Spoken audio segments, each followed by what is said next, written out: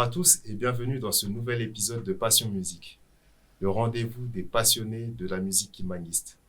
Aujourd'hui, nous allons nous intéresser à l'industrie musicale et pour aborder ce sujet, nous avons le plaisir de recevoir maman Sylvia Badibanga.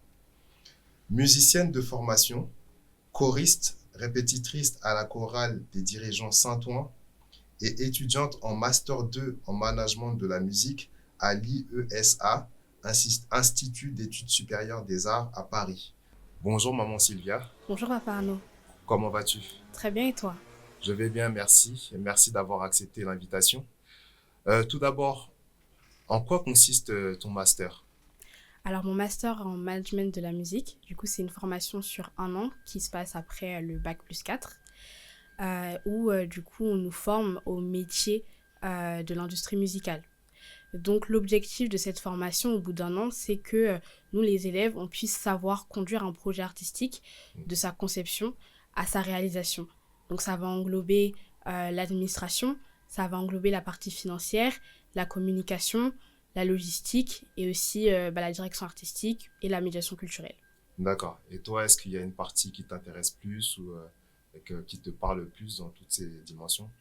Alors dans toutes ces dimensions, il y a l'aspect live parce que du coup dans l'industrie musicale, on prend vraiment 2 secteurs, donc le secteur de la musique enregistrée Oui. et le secteur de la musique live. Et donc D'accord. moi, le secteur qui me plaît le plus, c'est le secteur live, donc tout ce qui concerne les concerts, les festivals, etc. D'accord. Donc toi, c'est être à côté de l'artiste quand il se produit sur scène qui te motive, qui te plaît le plus. Exactement. D'accord. Et qu'est-ce qui t'a motivé à entreprendre ces études? Ce qui m'a motivée à entreprendre ces études, c'est mon parcours, parce que j'ai toujours baigné dans la musique. D'accord. D'une part, par la famille, où dans ma famille, tout le monde est choriste, tout le monde chante dans une chorale, que ce soit même mes oncles, mes tantes, mes cousins, mes cousines, mon frère, mes sœurs, mes parents. Donc, on a vraiment baigné dans la musique déjà du côté de la famille. D'accord. Ensuite, j'ai eu la grâce de pouvoir entrer au conservatoire à l'âge de 3 ans, de suivre un cursus préparatoire et ensuite, à l'âge de 6 ans, commencer un instrument. Lequel? L'orgue. Du coup, L'orgue. j'ai choisi les claviers parce que j'avais pas assez de souffle pour faire tout ce qui était instrument avant. D'accord. Donc, du coup, on m'a redirigée vers les claviers. Et tout de suite, l'orgue m'a plu parce que c'est un instrument qui est un instrument, enfin, un clavier et aussi instrument avant, avec beaucoup de jeux, ce qui fait que sur un orgue, tu peux avoir un son autant de fanfare que d'orchestre, que de chœur. Et c'est ça qui m'a tout de suite plu à l'orgue. Et du coup, toute cette formation-là au conservatoire, plus où je pris avant d'être kimbanguiste, je suis aussi entrée dans la chorale à l'âge de 8 ans. D'accord. Ensuite, je suis une dirigeante technique. Et en fait, c'est tous ces aspects-là qui, arrivés à 17-18 ans, m'ont donné envie de travailler dans la musique, mais vraiment dans les coulisses de la musique et plus au devant de la scène en tant que musicienne ou chantre. D'accord. Donc, tu as toujours baigné dans la musique et tu comptes en faire toute ta vie. Exactement. D'accord. Et quelles sont tes expériences marquantes dans ton parcours dans la musique? Dans mon parcours dans la musique, l'une de mes expériences qui m'a marquée, c'est plus en tant que musicienne. Donc, il y avait une sorte de mini-tournée, si on peut appeler ça, qui avait été organisée au conservatoire. Et du coup, en tant qu'organiste, on jouait avec une petite fanfare. D'accord. Et ce qu'il faut savoir, c'est que l'orgue, c'est un instrument, donc du coup avec des gros tuyaux, donc un instrument avant. Et ces tuyaux-là permettent de porter le son aux auditeurs, donc à ceux qui écoutent. Et sauf que nous, en tant qu'organistes, on a un retour son sur la caisse qui est derrière nous. Et je me rappellerai toujours qu'à la première, du coup, on était dans une petite ville en Normandie. Du coup, tous les musiciens, du coup, toute la fanfare, en fait, était placée juste comme là, je me présente, quoi, juste sur moi, à mes côtés. Et quand j'ai commencé à jouer, je ne me suis pas entendue du tout. Parce qu'en fait, il bouchait le retour en fait, que moi, je pouvais avoir. Et ce qui fait que, je me souviens, j'avais une partition de plus de 20 pages. D'accord. Et pendant 4 minutes, je n'entendais strictement rien de ce que je jouais. Et c'est assez perturbant parce que, en tant que musicien, tu as besoin de savoir, surtout que c'est moi qui lidais le chant, j'avais besoin de savoir où est-ce que j'en étais. Surtout que quand tu es musicien, tu as toujours un temps d'avance sur ta partition, sur ta mesure. Tu dois toujours avoir un temps d'avance parce que on peut enlever ta partition, etc., etc. Ce qui fait que, entre toi qui lis un temps d'avance, mais tu joues ce qu'il faut jouer actuellement, et tu dois aussi savoir si tu es toujours dans les temps par rapport aux musiciens. Si tu n'as aucun retour, c'est compliqué. Et c'est vraiment ce qui m'a marqué parce que ça m'a permis d'apprendre en fait sur le tas et d'apprendre ce que c'est le direct aussi et de pouvoir être sûr justement que même en tant que chanteur ou en tant que musicien, d'être sûr de sa partition, d'être sûr de soi parce que il va arriver des moments où comme ça où tu t'entends pas mais il faut que tu sois sûr de toi et de ce que tu peux faire quoi. Ok, je vois très bien, très bien. C'est intéressant. Et dans ton parcours de musicienne, enfin dans ton parcours, à un moment donné, tu as intégré l'église kimbanguiste et notamment la chorale des dirigeants. Est-ce que tu peux me rappeler, c'était à quelle période? Alors c'était en 2019. En 2019, d'accord. Je me suis fait baptiser en avril 2019 et par la suite, j'ai intégré la chorale de dirigeants Paris-Saint-Ouen. D'accord, donc comme tu as dit tout à l'heure, avant ça, tu étais déjà dans une chorale. Exactement, j'étais déjà dans une chorale où C'était naturel pour toi d'intégrer directement une chorale et notamment la chorale des dirigeants où tu as dû faire ton choix, Non, observer. j'ai dû faire mon choix. C'est vrai que la première fois où je suis venue dans l'église kimbanguiste, malheureusement, on est arrivé à la partie sociale, donc on n'avait pas pu entendre en fait les différentes chorales. Ouais. Et ensuite, j'ai eu la chance de pouvoir les écouter lors d'un mariage. D'accord. Et c'est vrai que la première chorale qui vraiment avait touché mon cœur, c'était la chorale c'était la Koreki, la chorale des enfants kimbanguistes.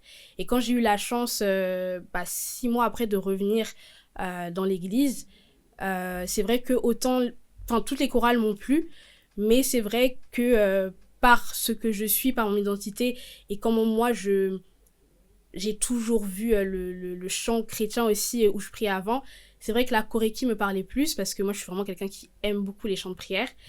Mais d'un autre aspect, j'ai énormément grandi dans l'esthétique de la chorale de la dirigeant. D'accord. Et après, j'ai beaucoup prié et le choix s'est fait tout naturellement. D'accord. Et justement, par rapport à tout ce parcours-là que tu as, tu baignes dans la musique depuis que tu es toute petite, tu as fait partie de plusieurs formations différentes. Qu'est-ce que tu penses de la musique kimbanguiste aujourd'hui? Comment est-ce que tu la ressens? Comment est-ce que tu la vois? Alors, comment est-ce que je la ressens? Pour moi, aujourd'hui, la musique kimbanguiste, c'est un patrimoine culturel, mais aussi un patrimoine artistique et qu'il faut préserver. C'est vrai que d'avoir été dans une autre église où on avait beaucoup de chants qu'on gardait, même des très anciens chants, et d'être venu aujourd'hui aussi à l'église kimbanguiste et de voir que malheureusement il y a beaucoup de chants que l'on perd alors que ça fait partie de notre patrimoine, ça fait partie de notre identité en tant que kimbanguiste.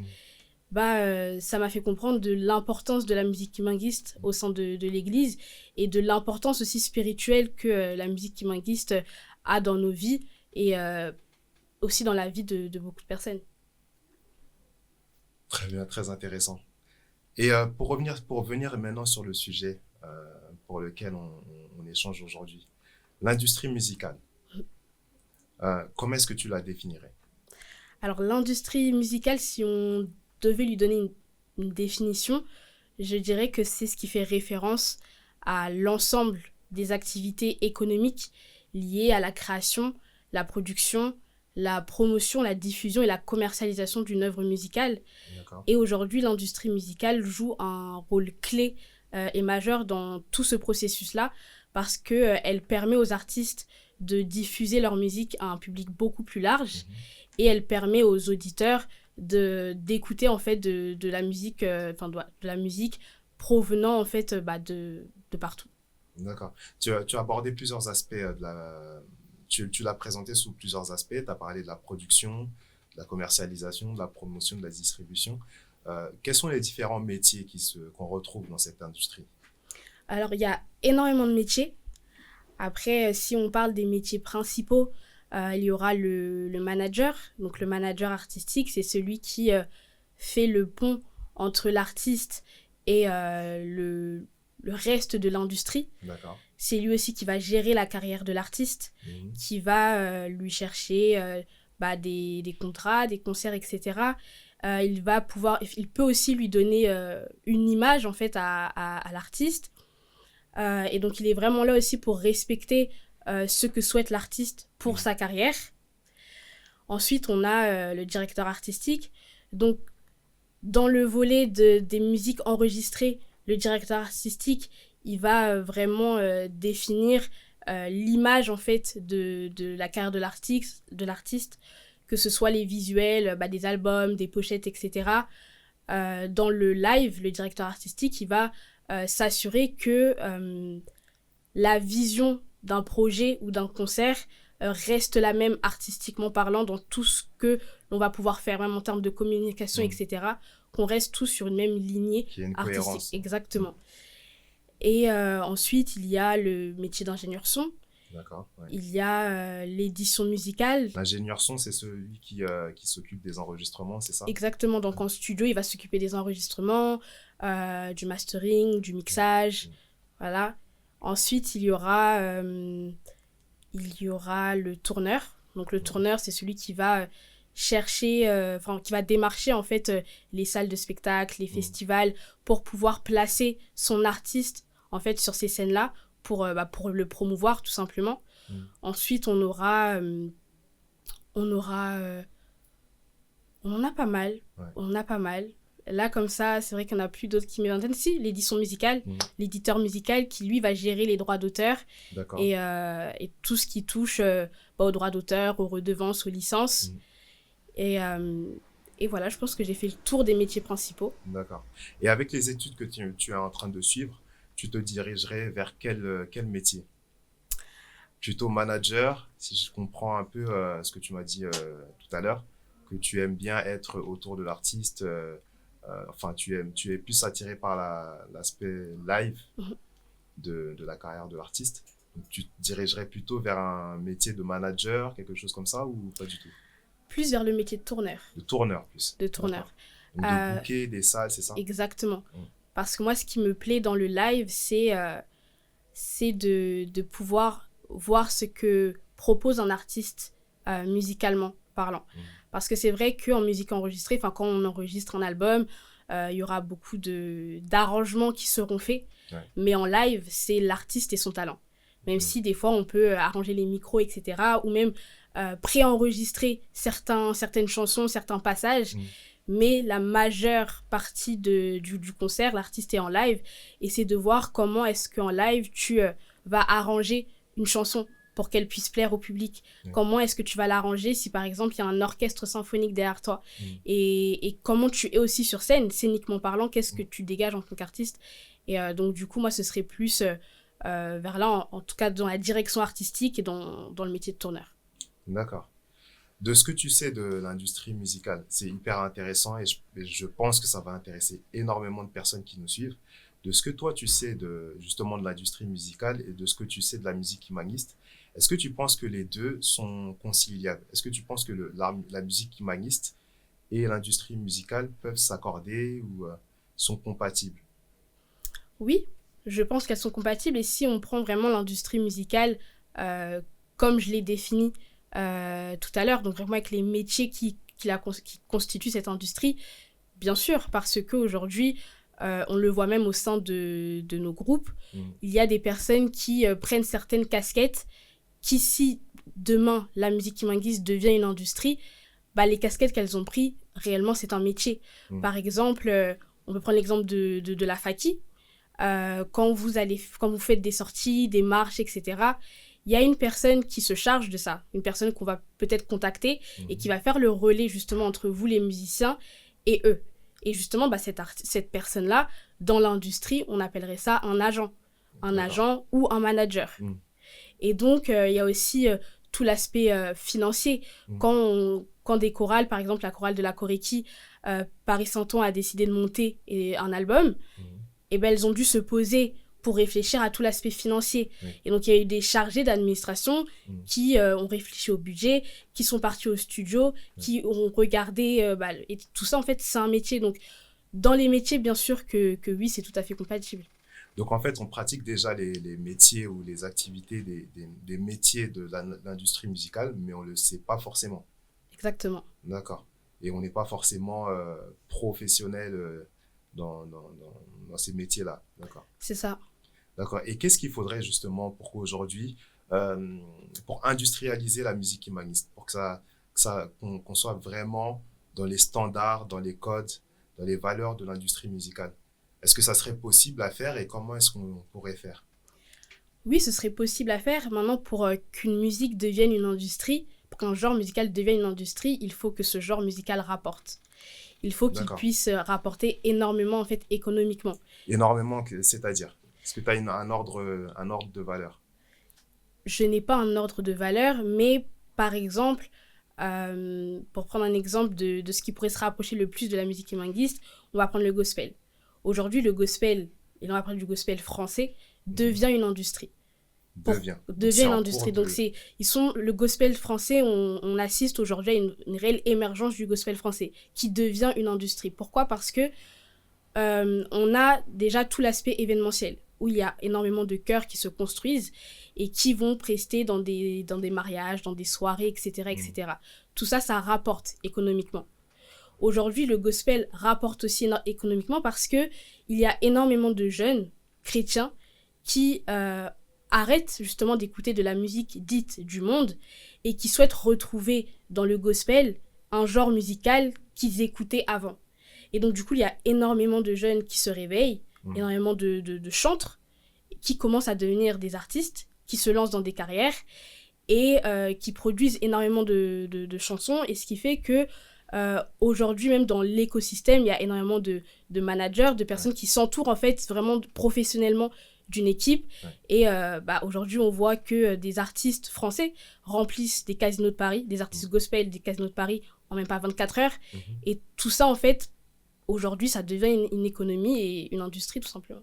Donc, si je comprends bien ce que tu dis, c'est qu'il y a des artistes de gospel qui se sont professionnalisés, donc qui en vivent, j'imagine, si ça rapporte, et qui s'entourent aussi d'équipes, de gens qui sont peut-être eux-mêmes des chrétiens ou de cet écosystème et qui se professionnalisent dans les différents métiers de l'industrie.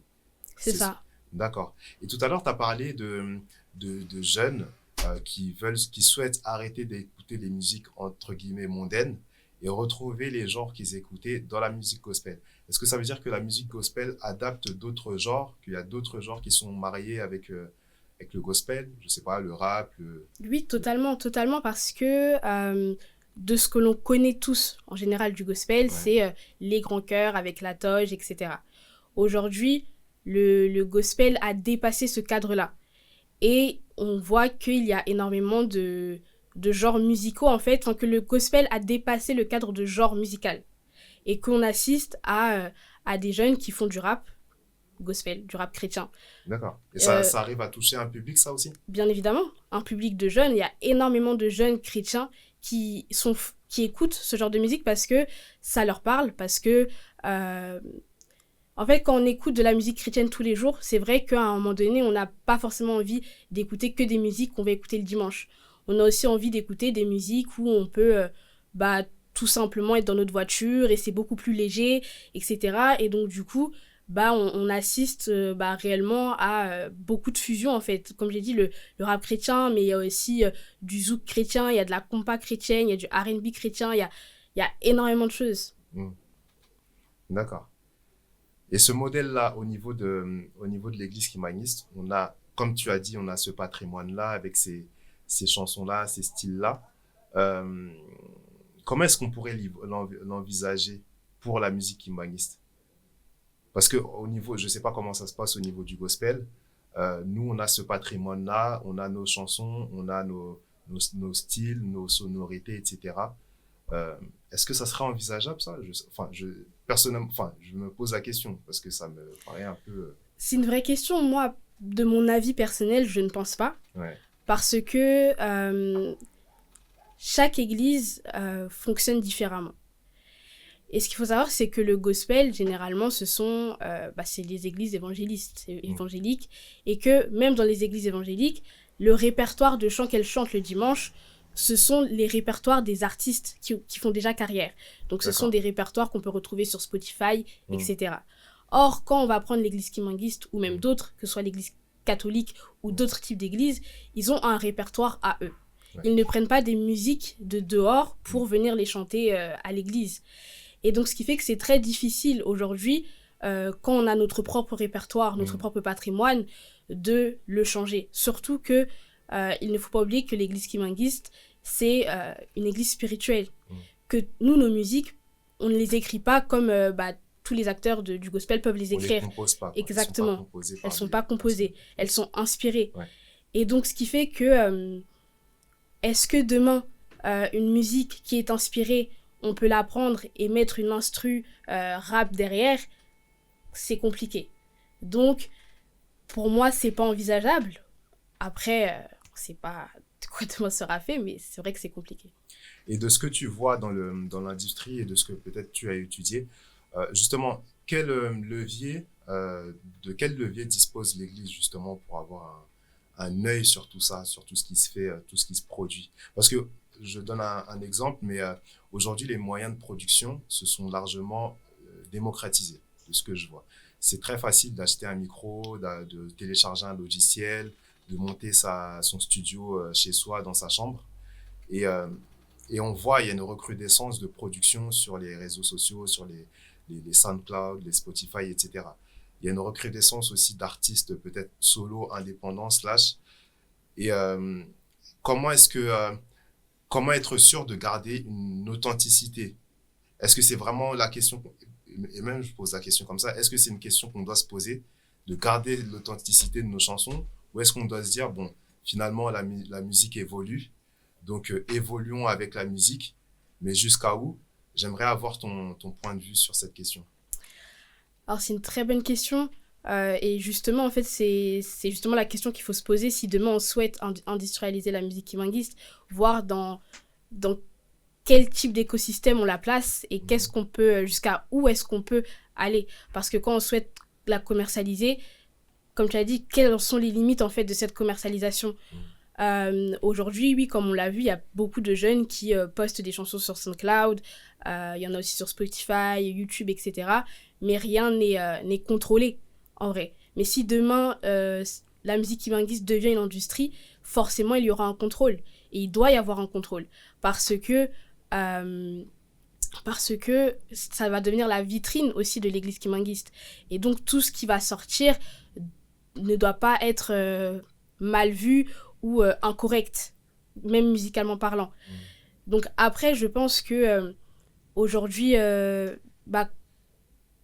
pour garder l'authenticité de la musique, il faudrait, oui, garder en soi, pas forcément les 4 voix, mais ne pas totalement changer le chant, donc la soprano. Et puis, même si on met des instruments derrière, il faudrait que les instruments soient là pour accompagner le chant et pas pour le dénaturer.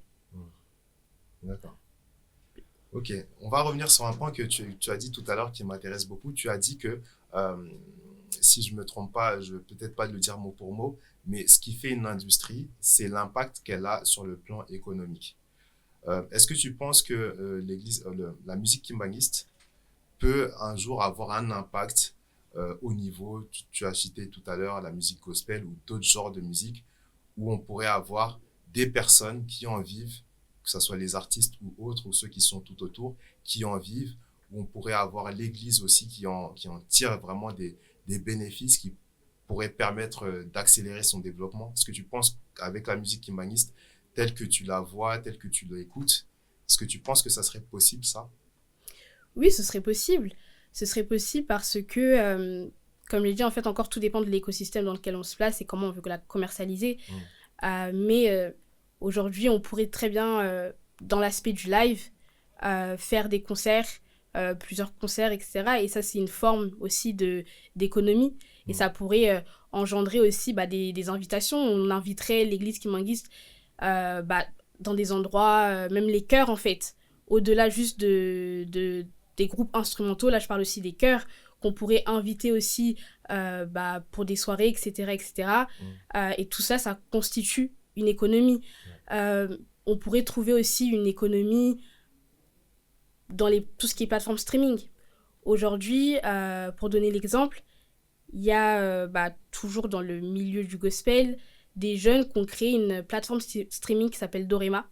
D'accord. Et donc, c'est comme Spotify, mais uniquement pour les chrétiens. Donc, D'accord. dessus, il n'y a exclusivement que de la musique chrétienne.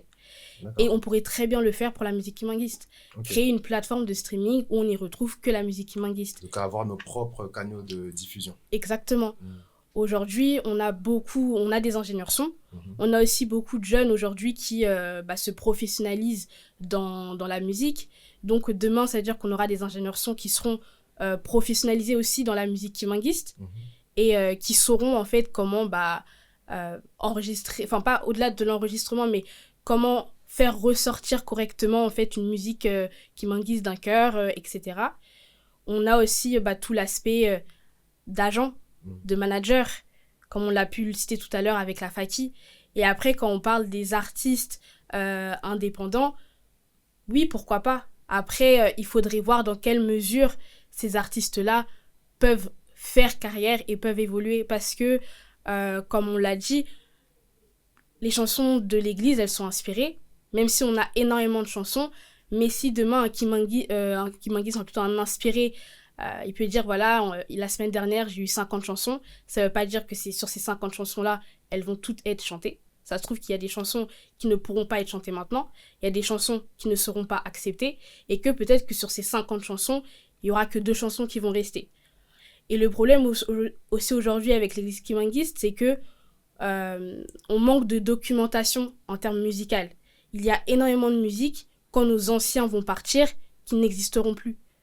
Quand nous, surtout même les plus petits, quand ils vont grandir, si nous, la génération d'aujourd'hui, on ne prend pas le temps d'archiver toutes ces musiques, même en termes de partition, d'archiver et de protéger toutes ces chansons-là, elles vont disparaître. Et donc, si demain, il y a des artistes qui veulent faire carrière, quelles chansons ils vont chanter ? Parce qu'en fait, on pourra très vite aussi se retrouver avec un manque de chansons. Parce que quand un artiste fait un EP de 5-10 chansons, et que l'autre aussi fait cet EP-là, on pourra très vite se retrouver avec des EP où il y a exactement les mêmes chansons, mais c'est juste que c'est pas la même instru derrière. Et donc, en fait, on va manquer de diversité, et très vite, on va atteindre un plafond de verre en termes d'artistes seuls, vraiment de seuls, qu'on pourra pas dépasser parce que il y a énormément de chansons, malheureusement, qui sont parties. Est-ce que ça t'arrive d'écouter des artistes solo, kimbanguistes ? Est-ce que tu en as en tête, peut-être que tu aimes bien ou que... Alors oui, ça m'arrive. Après, j'en ai pas là en tête. Moi, j'ai un petit problème avec retenir les prénoms. Mais pas forcément des artistes qui font carrière, mais peut-être une chanson que tu as entendue d'un artiste qui a chanté en dehors d'une chorale, ou peut-être d'un duo, un trio, je sais pas. Oui, bien sûr, il y a des personnes que j'écoute, notamment, bon, j'espère qu'elle ne m'en voudra pas si je la cite, mais notamment Maman Everlyse, c'est ma petite sœur, hein, je le dis comme ça. Qui reprend... mais elle t'en voudra pas, je pense. Qui reprend beaucoup de chansons, notamment de la Koreki. Il va y avoir aussi des artistes, des chantres, comme Kani, d'autres personnes comme Papa Salomon aussi, Papa Jonas d'Afrique du Sud. Jonas Kabondo, donc oui, on écoute de la musique en dehors des 4 voix. Qu'est-ce que tu penses de ce qu'ils font justement quand ils sont un peu en solo comme ça ? Qu'est-ce que tu penses de leurs prestations ? Tu penses qu'il y a du souci à se faire en termes d'authenticité, ou tu penses qu'ils arrivent quand même à rester dans le style kimbanguiste, même si je ne serais pas capable moi-même de définir ce qu'est le style. Est-ce que ça te choque déjà quand tu entends ce qu'ils proposent musicalement ? Non, ça ne me choque pas parce que les personnes que je viens de citer, après Papa Jonas, je n'ai pas écouté l'entièreté de son répertoire et de ce qu'il propose, mais de ce que j'ai pu écouter, ce ne sont pas des personnes qui s'éloignent réellement de ce qu'on entend le dimanche.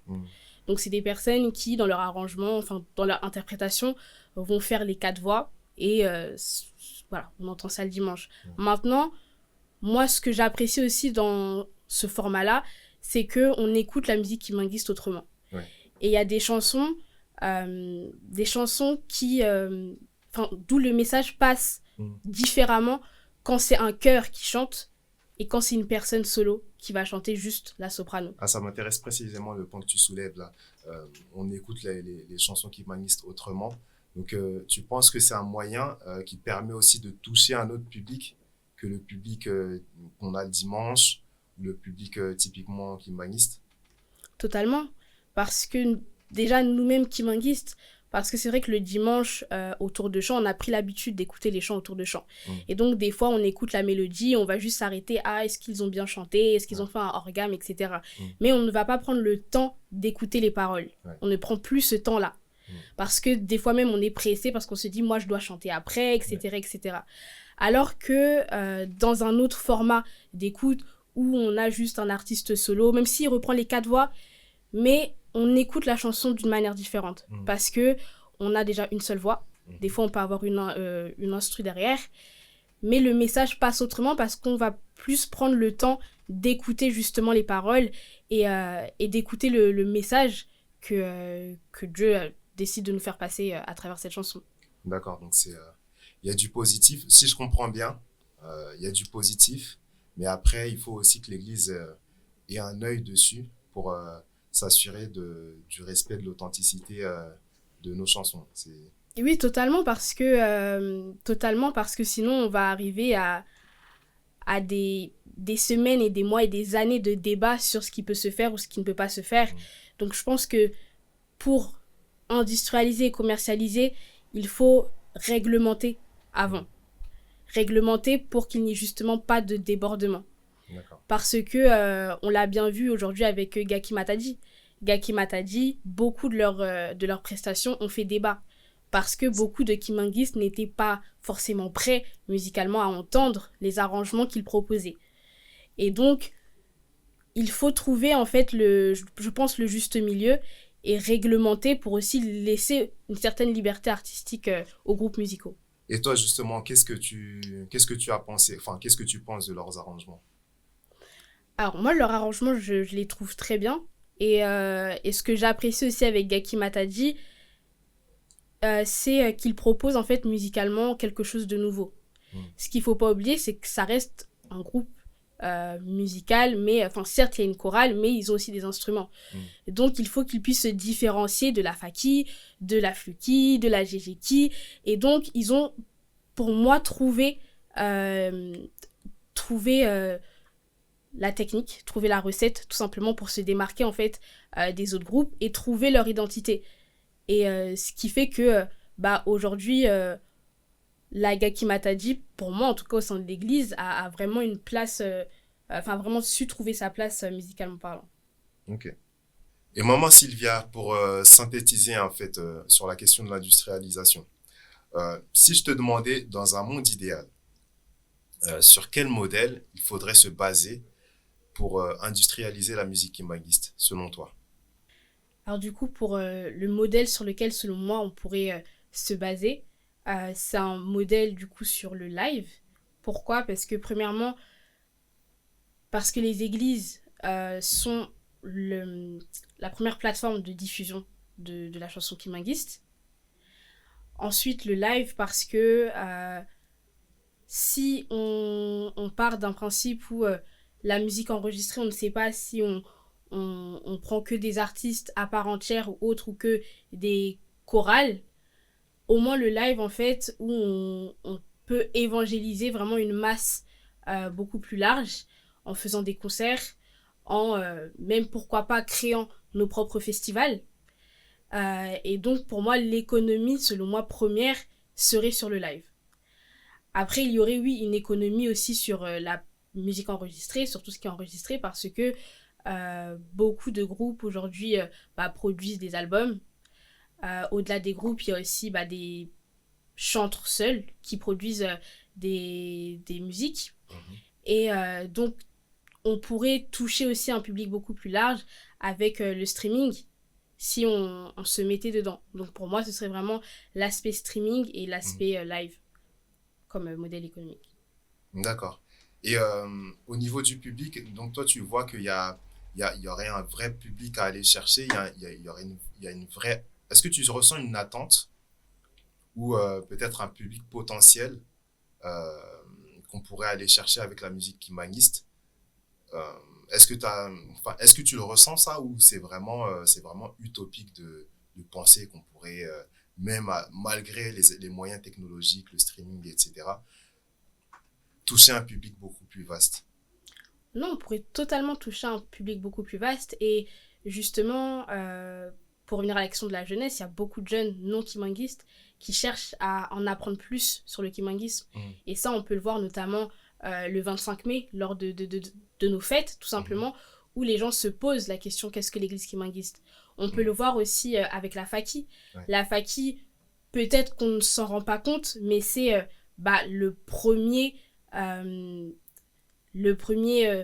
vecteur, en tout cas, quand le premier véhicule, si on peut appeler ça comme ça, qui partage la musique kimanguiste dans le monde, tu vois. Parce que on a pu le voir même sur les réseaux. Quand on fait des mariages et que les mariés rentrent sur de la Faki, ça a donné envie aussi à des personnes non kimanguistes d'entrer sur de la Faki parce qu'ils ont apprécié la Faki. Donc ça touche vraiment un public beaucoup plus vaste que le public kimanguiste. Totalement. Et tu as parlé de deux choses tout à l'heure dans les modèles, selon toi, sur lesquels on pourrait se baser pour industrialiser la musique kimanguiste. Tu as parlé du modèle live, en organisant plus de concerts, en produisant plus de concerts, nos propres festivals, etc., et de la musique enregistrée.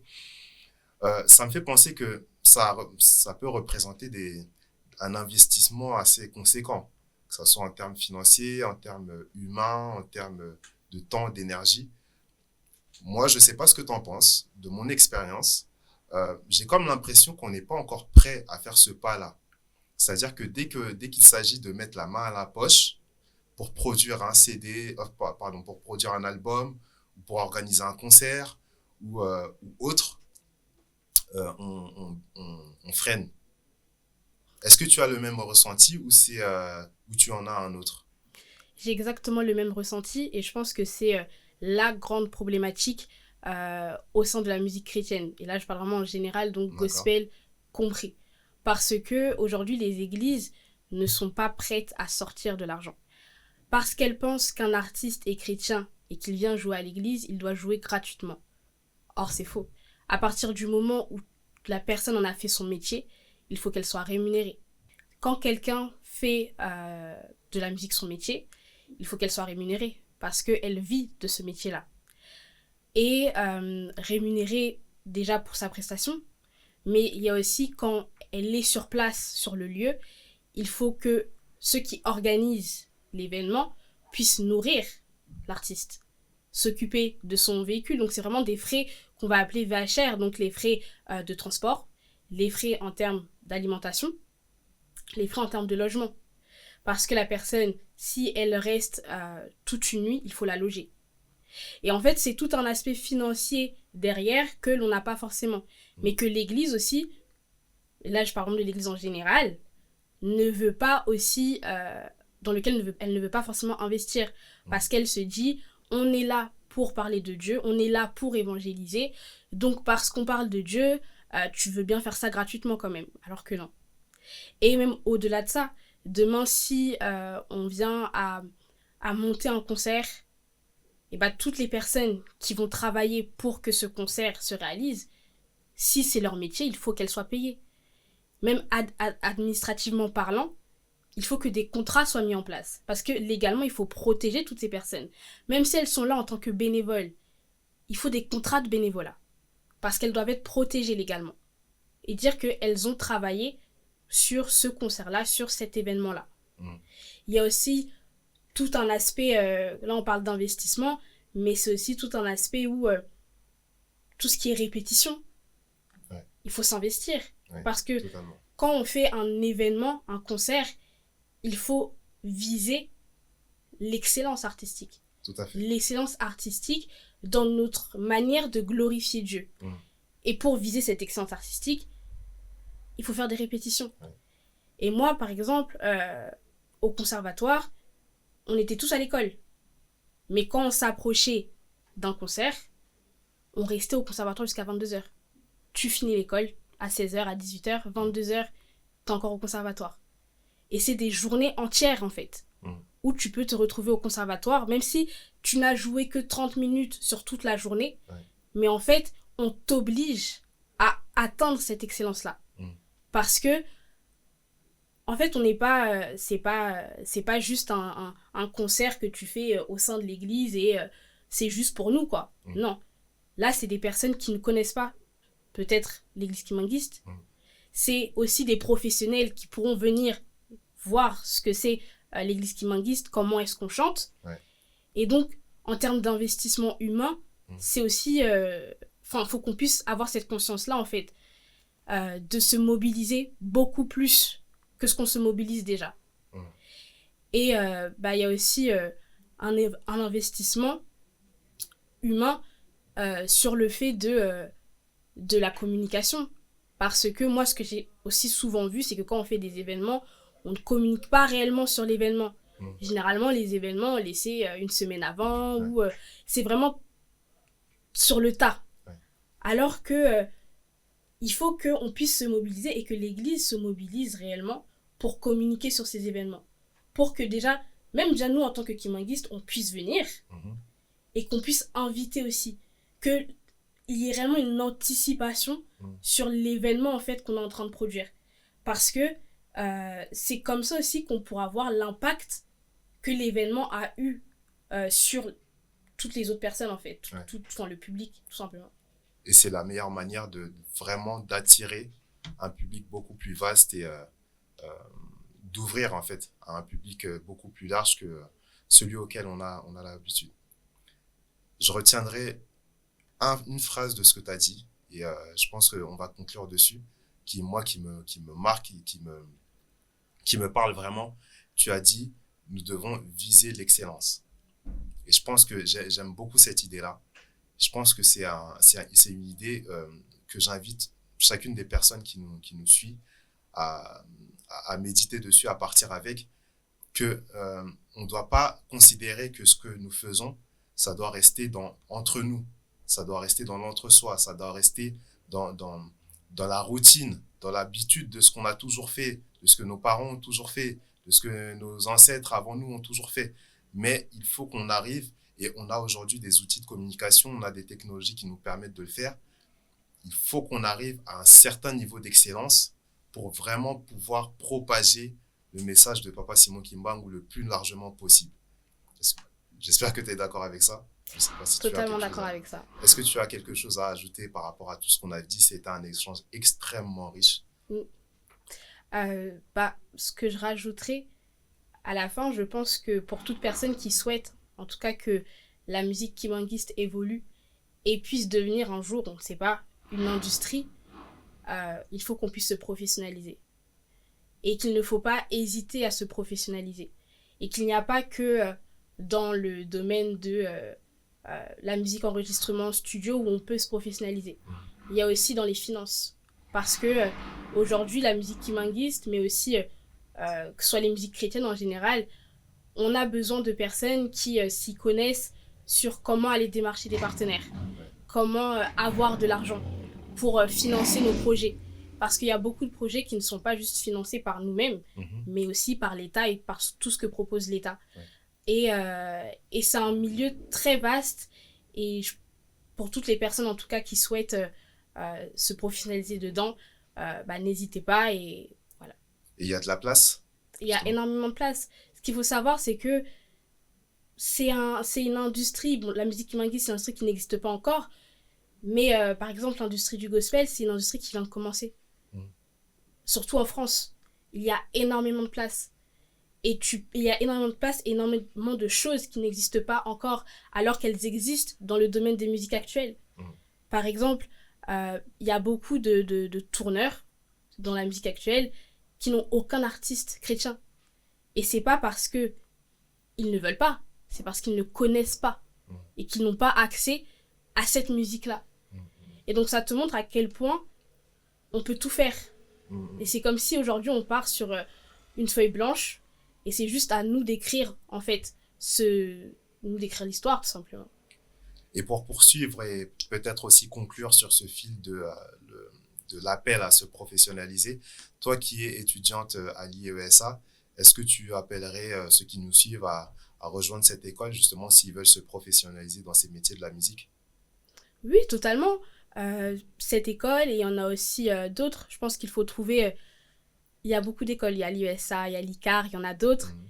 Et il faut chercher et trouver celle qui, en fonction de ton projet professionnel, sera le mieux. D'accord. Ben, merci à toi, maman De rien, Sylvia. merci à toi. Pour conclure cette émission, sur une note un peu plus, sur une note un peu joyeuse, on va dire, est-ce que tu as une chanson préférée parmi les cantiques kimbanguistes? Est-ce que tu en as un préféré, un qui te touche particulièrement? Oui, j'ai la chanson de la Koreki qui s'appelle Ochingai. Ochingai. Qu'est-ce qui te touche dans cette chanson? Ce qui me touche, ce qui m'a premièrement touché, c'est la mélodie.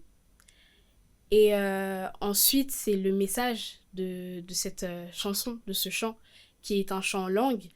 Ce message qui dit que, à partir du moment où tu as chanté cette chanson, ce pourquoi tu as prié est exaucé. Et pour moi, c'est, en tout cas en tant que chrétien, l'un des plus beaux messages qu'on peut recevoir. Serais-tu d'accord, pour finir l'émission, de nous interpréter ce chant? Oui, pourquoi pas.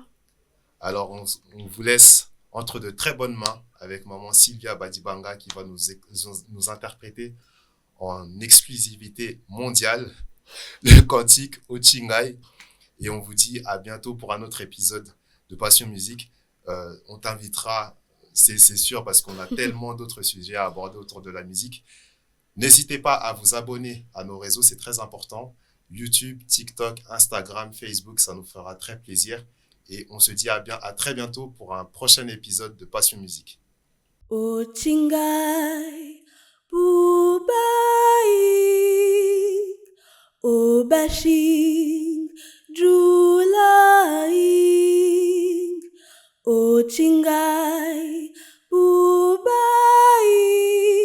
Ochingai,